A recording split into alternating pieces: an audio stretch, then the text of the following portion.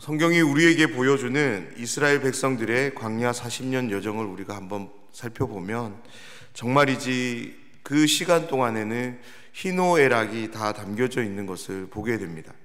하나님이 베푸신 놀라운 기적을 통해서 그들은 생애적인 기쁨과 감격을 경험하기도 했고, 때로는 마실 물과 먹을 양식이 없음으로 인해 그들은 절박한 고통을 겪기도 합니다. 그로 인해 하나님 앞에 해서는 안 되는 그런 말들, 원망과 저주를 퍼붓기도 했습니다. 그들의 원망과 저주는 고스란히 하나님의 진노로 이어졌고, 그들은 하나님이 내리시는 그 심판을 통해서 큰 어려움을 겪기도 했습니다.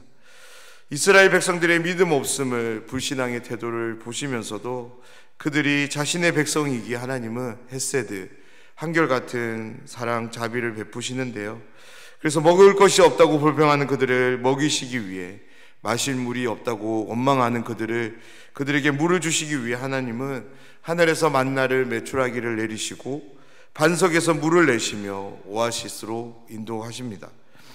하나님이 주신 약속의 땅을 향하는 이스라엘 백성들에게 모든 상황은 만사형통, 아무런 어려움 없이 평안하게 그 땅으로 들어갈 수 있도록 한 것은 아닙니다.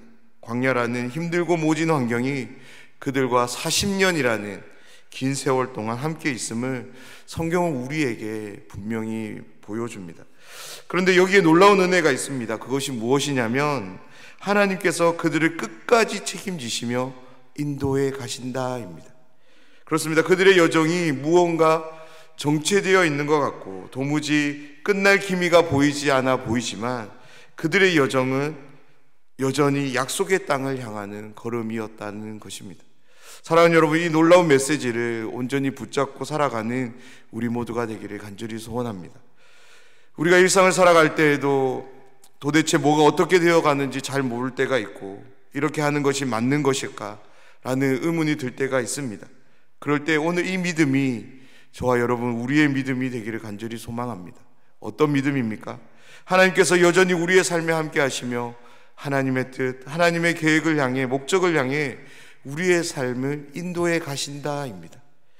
광야 생활이 비록 40년이라는 긴 세월이 걸렸지만 그럼에도 그들이 단 한 번도 약속의 땅을 향하는 걸음에서 이탈되지 않도록 하나님께서 신실하게 인도하신 것처럼 우리의 삶도 비록 조금 더디게 가는 것처럼 보여질 수 있지만 하나님은 동일한 은혜를 베푸셔서 신실함으로 우리의 삶을 인도해 가신다는 것입니다.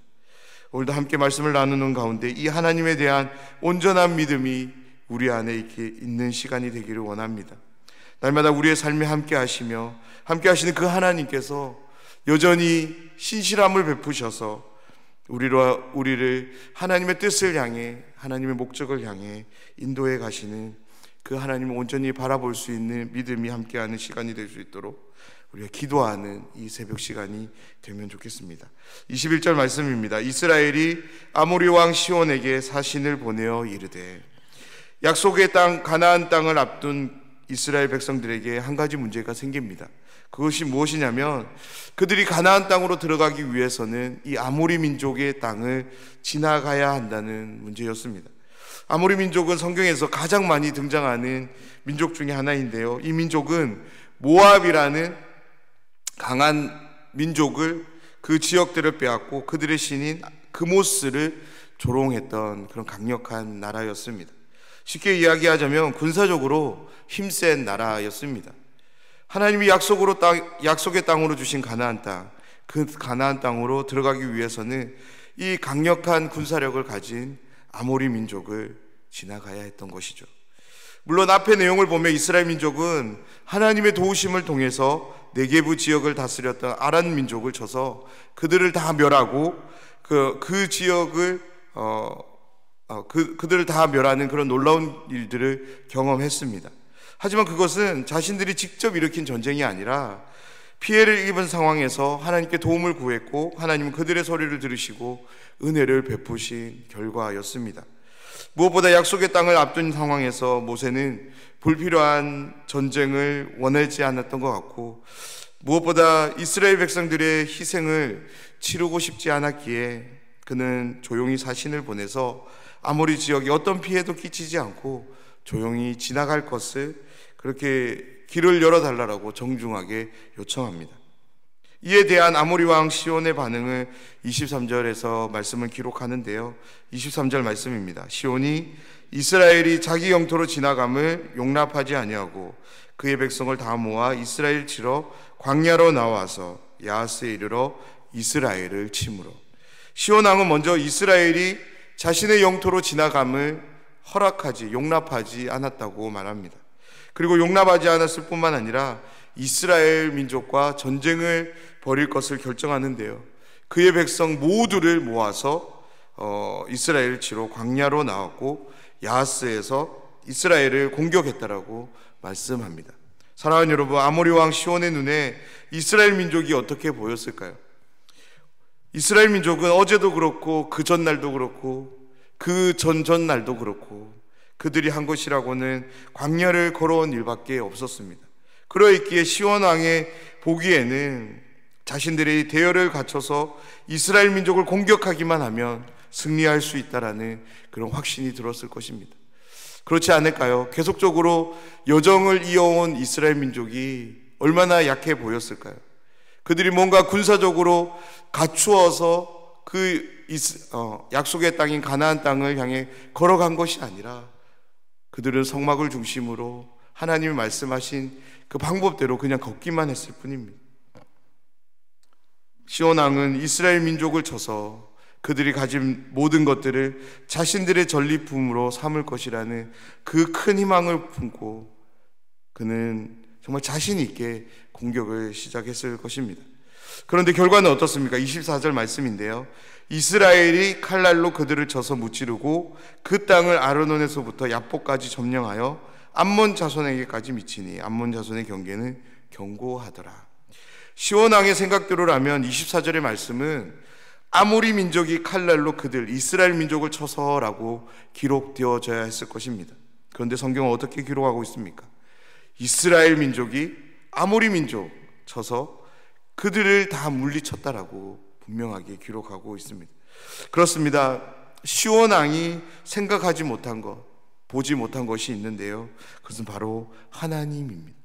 이스라엘 민족을 지금까지 인도해 오신 하나님, 그들을 입히시며 먹이시며 지켜주신 하나님, 그 하나님이 여전히 이스라엘 백성들 가운데 함께 하시며 그들을 돕고 계신다는 것을 시온 왕은 보지 못했던 것이죠. 하나님께서 함께 하신 이스라엘 민족의 승리에 대해서 성경은 이렇게 기록하는데요. 이스라엘이 그 아모리 민족의 수도인 헤스본을 비롯한 모든 성읍들을 다 빼앗았다라고 점령했다라고 기록하고 있습니다. 다시 한번 우리는 말씀을 떠올리며 이스라엘 민족에게 주어진 상황을 한번 기억해 보셨으면 좋겠습니다.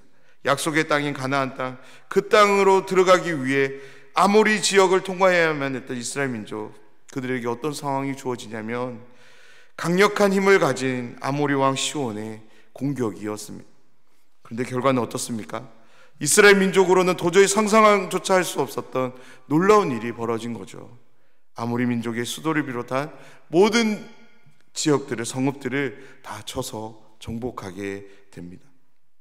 이 놀라운 은혜가 오늘을 살아가는 저와 여러분, 우리 모두와도 함께하는 줄 믿습니다.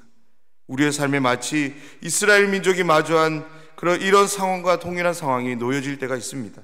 내가 도저히 감당할 수 없는 큰 어려움이 갑작스럽게 찾아올 때가 있습니다. 그런데요, 그 어려움이 하나님의 뜻에 합당하지 않은 어려움이라면 마치 이스라엘 민족이 아모리 민족을 쳐서 모든 지역을 정복했던 것처럼 그 상황들을, 그 어려움들을 넉넉하게 이기도록 하실 줄 믿습니다. 왜냐하면 하나님은 우리의 삶에 함께 하시며 우리를 하나님의 뜻으로, 하나님의 목적으로 반드시 인도해 가시는 분이시기 때문입니다. 말씀을 계속 읽어보면 하나님은 모세를 통해 필요한 모든 지역들을 정복하도록 하시는 것을 보게 되는데요. 33절을 시작으로는 바산 왕 옥과의 전쟁을 통해서도 승리를 거두고 모든 땅들을 점령하도록 하십니다. 오늘 말씀은 이스라엘 민족이 가나안 땅에 들어가기에 앞서 두 민족과의 싸움을 소개해 주는 말씀인데요. 이 말씀을 통해 우리가 두 가지를 꼭 기억하셨으면 좋겠습니다. 먼저는 약속의 땅을 걸어가는 이스라엘 민족 앞에 광야와 아모리 민족과 같은 큰 어려움은 함께 한다는 것입니다. 하나님이 약속으로 주신 땅이기에 아무런 어려움 없이 평안하게 그 땅으로 들어가게 된다라고 성경은 절대 말하지 않습니다.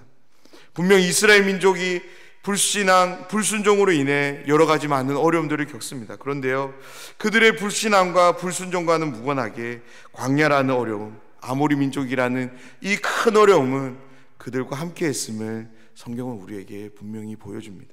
사랑하는 여러분, 우리 모두 역시 이스라엘 민족과 동일하게 하나님의 약속을 믿고 약속을 땅을 향해 걸어가는 하나님의 백성들임을 믿습니다. 그러하기에 약속의 땅을 향해 걸어가는 우리들에게도 어려움이라고 하는 이것이 함께 한다는 것을 여러분 아셨으면 좋겠습니다. 내가 불순종하고 불신앙을 보였기 때문에가 아닙니다. 그것과는 무관하게 이 어려움은 우리의 삶 가운데 함께 할 수 있다는 것이죠. 하지만 아무리 큰 어려움이 있더라도 우리가 낙심할 이유가 없는데요. 왜냐하면 하나님이 우리의 삶에 언제나 함께하고 계시기 때문입니다. 오늘 말씀을 통해 기억해야 하는 두 번째가 바로 하나님이 나와 함께 하신다는 것입니다.